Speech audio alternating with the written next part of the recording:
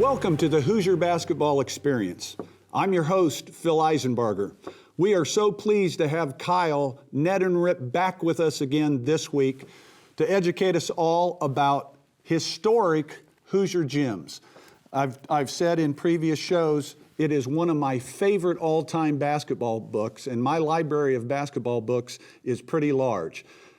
When I was a player in Muncie in junior high, we played a game where we could not hear ourselves think. I still get together with my high school friends and we talk about that game against Northdale. It was a middle school that fed into Delta, and we played in a gym that probably held 500 people. But it was standing room only, and all of us remember that we couldn't hear ourselves think in that game. What we didn't know was it was the old Rorton gym, the high school gym that Jerry Pearson played in, that my high school coach, Myron Dickerson, coached. And it's those kind of gyms that Kyle Neddenriep traveled the state, over 100 gyms, to look at and record in this great book. And we get to talk with him on the Hoosier Basketball Experience when we come back.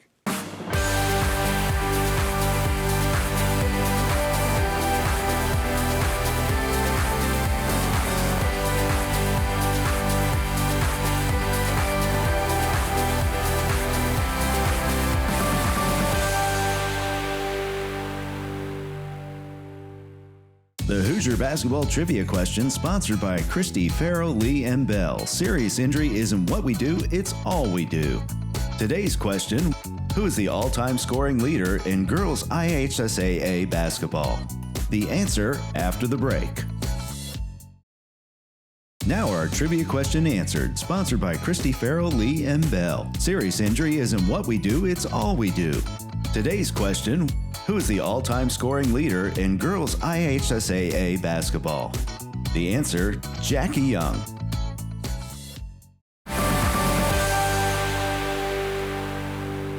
Welcome back, and Kyle, thanks for being here again, especially to talk about historic Hoosier gyms.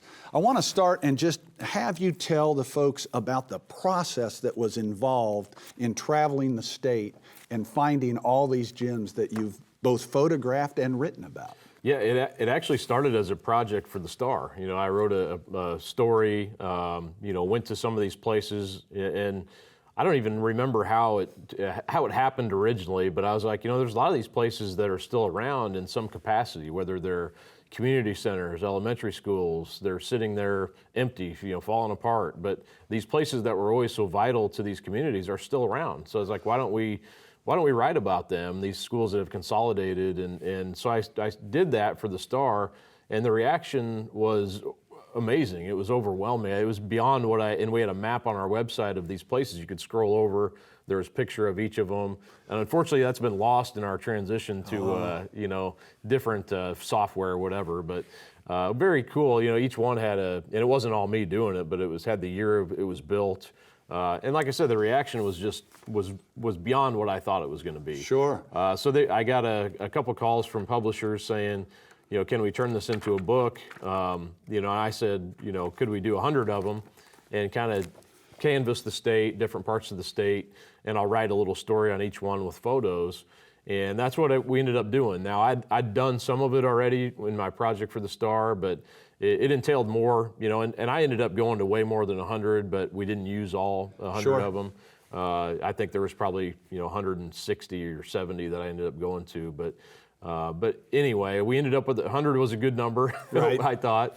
And even the stories are pretty short. I didn't go in great detail, but I tried to talk. They're just wonderful. Well, I appreciate it. I wanted to talk to at least a couple people who were from the community, and it was so fun. I mean, I had a blast doing it. Every night I would work on it from about, the kids were young at that time, and I'd write from about 8:30, or I'd make phone calls from about 8:30 till 11. And I tried to map out every night, just this is what I'm going to do every Sure. night. And so that was about a year process, I would say, to get it all put together. And I sent everything. I'm not a photographer, and in the covers you'll see is Sullivan, and we had somebody did that for us that photographed Sullivan. Our publisher was he's from Sullivan, so he was biased, but I thought it came out awesome. Oh, it's great. And we did a few book signings in Sullivan and other places in the state. Again, overwhelming the response from people at these book signings. I never expected anything like that, but it obviously resonated with people, I think, because of the history aspect of it and that sort of thing. And we hear so much about the largest high school gyms in the country and in the world being in Indiana, but that's not this book, right? Right. This is every other gym, Yeah. right? These are the gyms that people maybe have forgotten about, but they still mean a lot to their community. Yeah. Talk a little bit about just the logistics of trying to get to these places. And I know from reading the book that oftentimes you'd get to a town or city and the gym was still there, but it wasn't a gym anymore. Yeah, I yeah. mean, talk about those things. Well, and that was the fun. I just had a map of Indiana, and I had dots on all the places I knew that had gyms. So there was some days I'd try to get to 8 or 10, in a day. And some were locked and some you couldn't get into, and I'd go on to the next town and or I couldn't find somebody. But probably the most fun part of it for me was you get to the town and people are bending over backwards to show you the place that means so much to them. Yes. And talk about it. And, Yeah. and sometimes I would just have to not stop them or be, mean about it, but I got to move on. I get their phone number. I say, I'll call you because I got to hit some other gyms today. And Sure. I'm somewhere in the state where I've got to make my time worth it to be there because I try to get home, because like I said, my kids were young, so I was trying to get home the same day. I very rarely would spend the night anywhere. I think one trip to Southern Indiana, I spent the night, but that was the most fun. And then Versailles, I think it was Versailles, yeah. They gave me, I just went to the town hall and I was like, can somebody open the gym for me? I'd like to, told them what I was doing. They're like, oh, here's the key. Go in, just make sure you turn the lights off and drop the key back off back here. So there was a lot of stories like that. Or somebody would come and walk around with me and show it to me. Or, sometimes I would just get in and somebody would be in there already and they would have the information or they would know who to contact. Sure.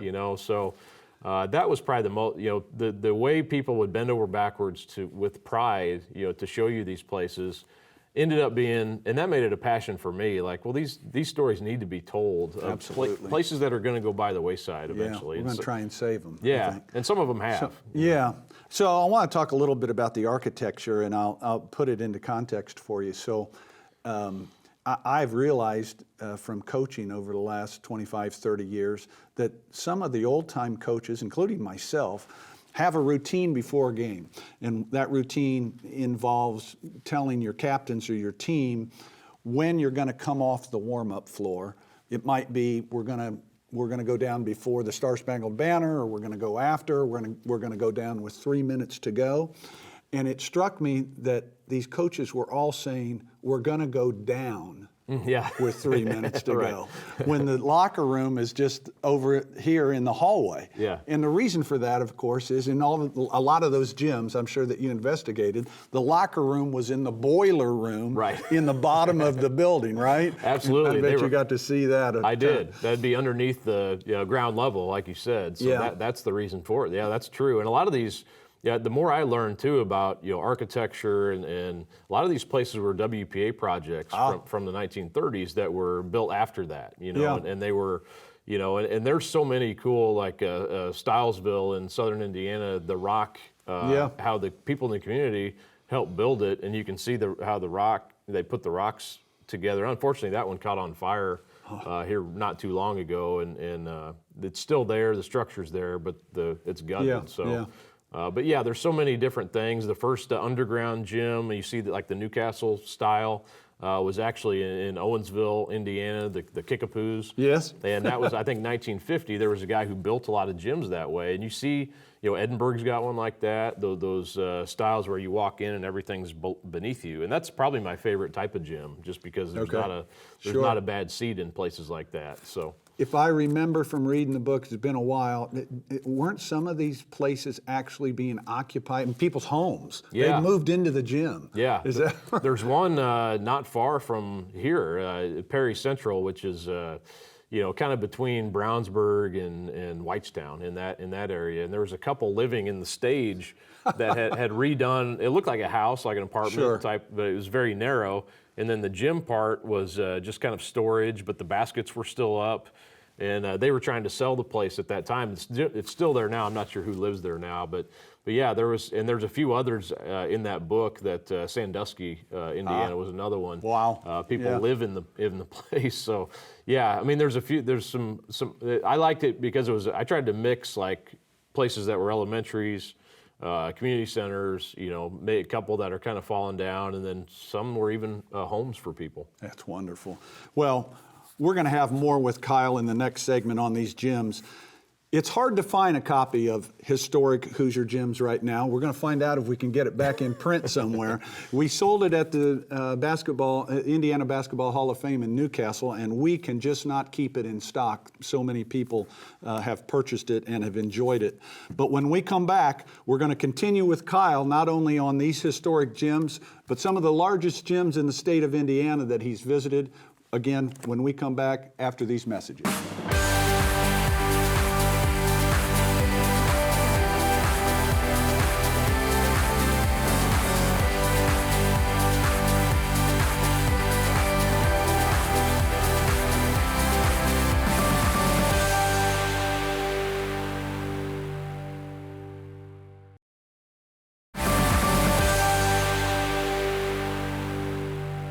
We're back with Kyle and Historic Hoosier Gyms.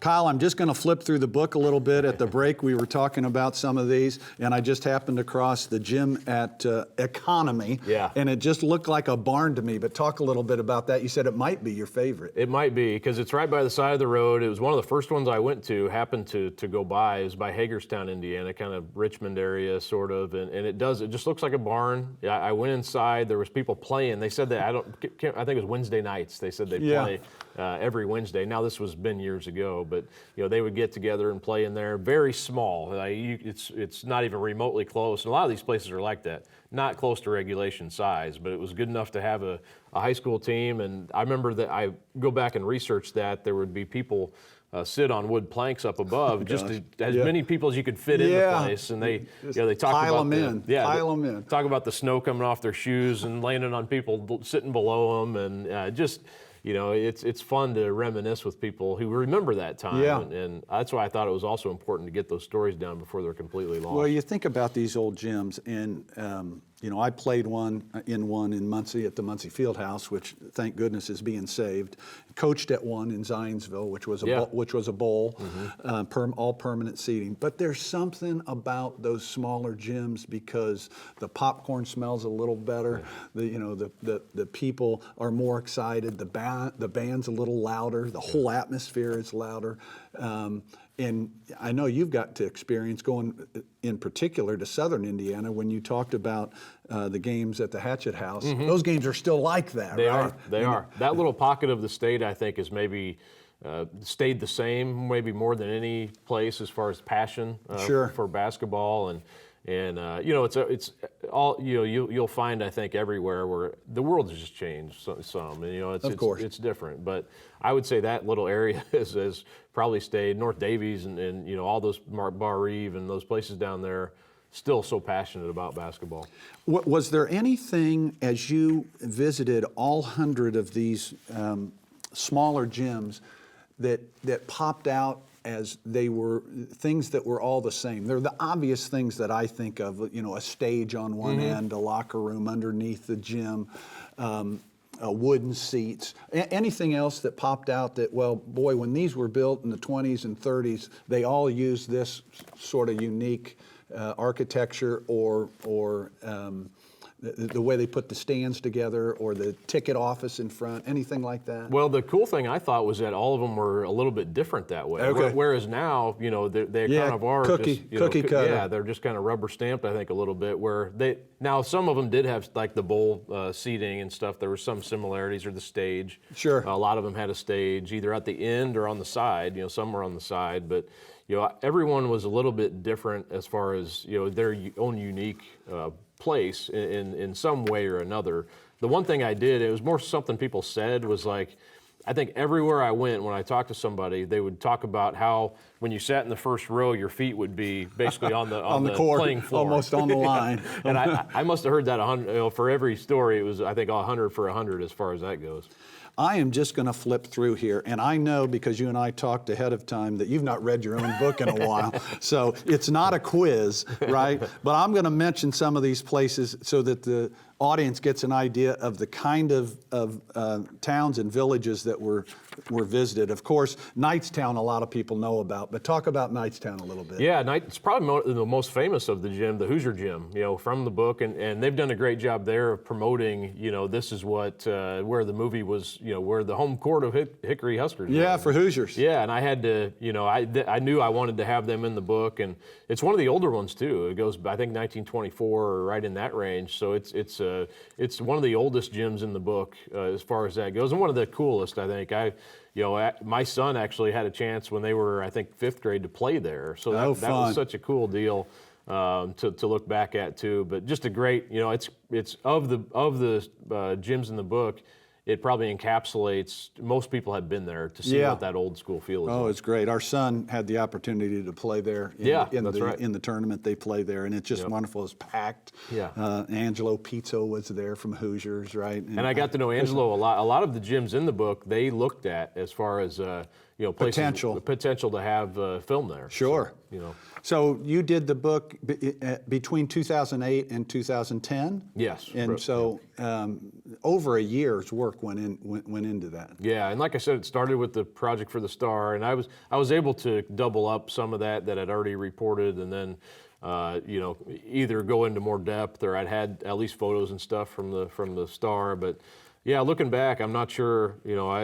My wife was all for it, thank goodness, or it probably wouldn't have happened. But yeah, I think it was more of a passion project probably than anything. I wasn't really looking to even write a book necessarily, but I knew this was something I was, that was right down my alley. Sure. And I felt like I could do a good service for these places that probably haven't been written about before. Here's the town of English, and you start out the article on this, Jim. The town of English is gone. Yeah. Right? That's how that started. And it's one of those with the domed top. Yeah. Do you remember that one? I do. It's an elementary. I remember being there in the summer, and I had to get in somehow because school was out of session, so I had to find somebody to let me into that one. English is literally the town where it originally was plotted, had to move because of, I think it was flooding. Kept flooding so much they actually physically moved the town. Yeah, so interesting place. It's down by like Lake Patoka down that way. Oh, sure, so, French Lick area. Yeah, French Lick area. So, but yeah, it's part of, I think there's 3 old gyms in that school system, and English is one of them that is still around, or still was as far as I know. Royal Center. Most people don't know where that is. That's a Pioneer High School, right? Where that is, and that's a very good-looking place. And they actually it's an elementary school still. At least it was then. And I believe I talked to. They won a sectional championship, I believe, when they had that gym as their host, their old gym. And it's one of those that has a stage on the side. I remember being in there almost every place I can remember when I was in the gym, and that was one where they said, "Hey, just go look around, do what you need to do, and you take as much time as you want." And you start out that article again. This stuff for a basketball junkie is just so good. So Kyle's article on Royal Center starts out, "If Milan can, we can." That was the motto of the 1962-63 Royal Center Bulldogs. Oh, what good. great stuff! Yeah. What just great stuff. If I remember correctly, you talk about either in the foreword or acknowledgments that about your kids, and they had to be really young. I know they're 15 and 13 now. Yeah. So at the time they were. I want to say they were, maybe 4 and 2 or 3 and 2, something like that. And you make a reference in the book that what you hope for is that 50 years from now, right, when they're in their 50s, they'll go back and see if these gyms still exist. Yeah, and maybe that'll be me, and I don't know if they'll have the interest in it like I seem to, but I don't know if I'll be around that long. But even now, 10 years later, I'm kind of curious, because I know there's a place called Arlington down in Rush County, and they tore their gym down and their old school that had been there even longer. But it was such a beautiful place, and it just it hurt me, and I didn't even play there or anything, but having been there and knowing what a cool place it was, they tore it down, and I know that it costs money. The problem is money. They can't keep these places going because it just costs too much to, Sure. to keep them up. But I know there's probably more like that I wrote about that aren't there. I know a couple of them at least. So I'd be curious to go find out what it looks like now. Sure. Well, when we come back, we're going to talk to Kyle more, not about just the historic Hoosier gyms you can find in this book, but some of the largest gyms in the state of Indiana. All of that with Kyle when we come back.